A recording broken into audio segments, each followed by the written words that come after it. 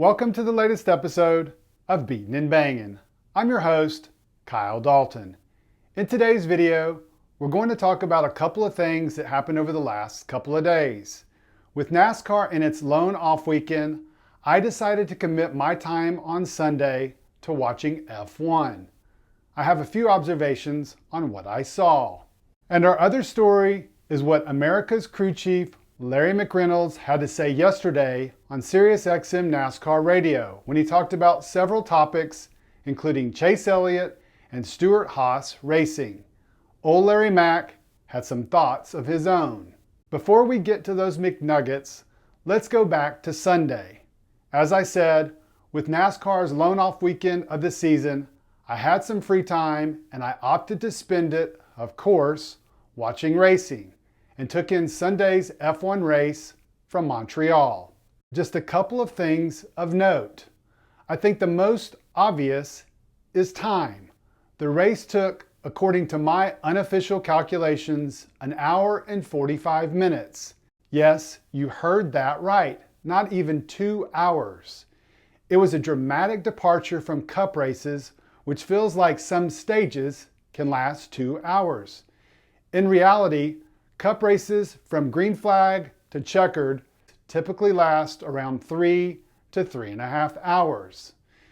If NASCAR could reduce the length of races, which has been talked about in the not so distant past, and get it to where all races lasted around 2.5 to 3 hours, I think the NASCAR fan base would be content with that. I know I sure would. Another observation is something that I have repeatedly said to my friends who have become fans of F1 after following Netflix's popular Drive to Survive series. It's boring. I mean, really boring. Let me explain.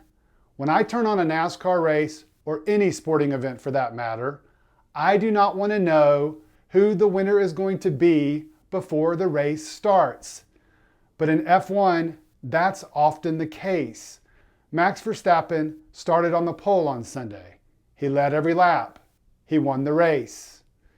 What's amazing is during the broadcast, they said that he had led more than 200 consecutive laps dating back to several races before.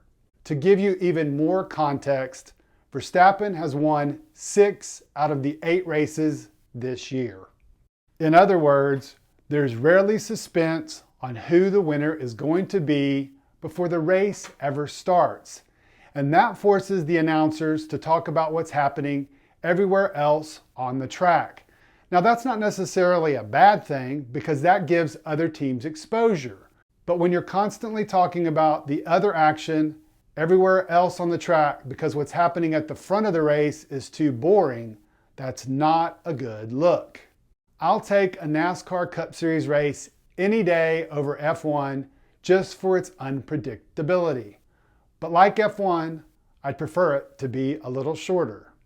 Moving on to an interview yesterday on SiriusXM NASCAR Radio with Larry McReynolds.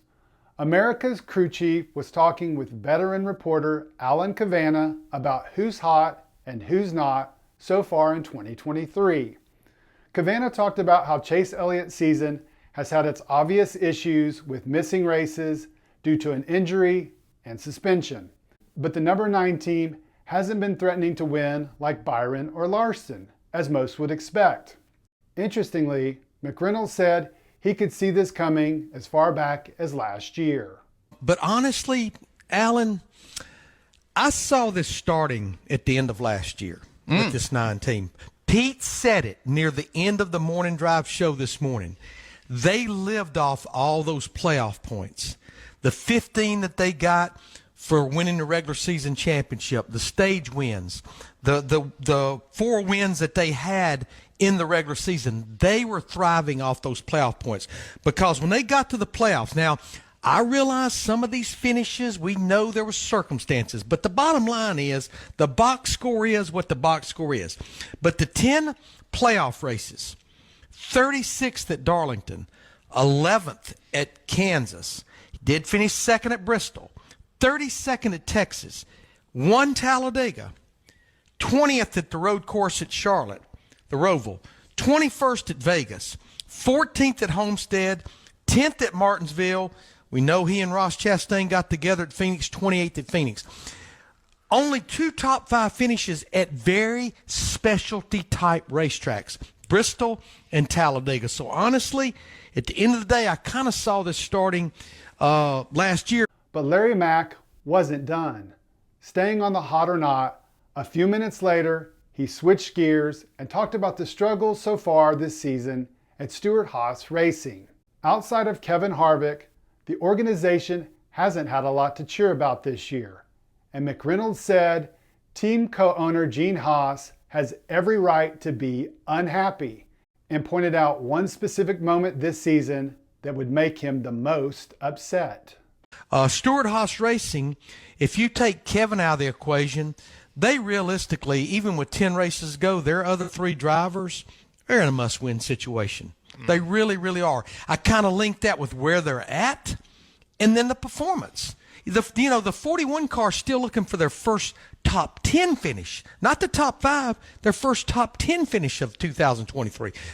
The only one to me that just not good was counterfeiting a part that happened over there with that 14 team at Stewart-Haas Racing. Because I said it, if I'm Gene Haas, I got to pay how much money for something we made that we finished 20th with? We didn't win the race. We didn't even get a top 10. We barely finished in the top 20. You know, if you go out there and you win a race with something, or you've led laps, you've finished top 5, you know, probably the head gets tipped a little different direction. But to know that they absolutely was a non-factor, not even on the radar, and to know, that's where I say, if I'm Gene Haas, I got steam coming out my ears and my nostrils. It's like, really?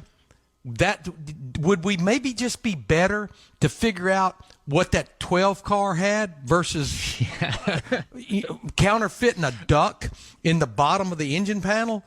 Old Larry Mack telling it like it is.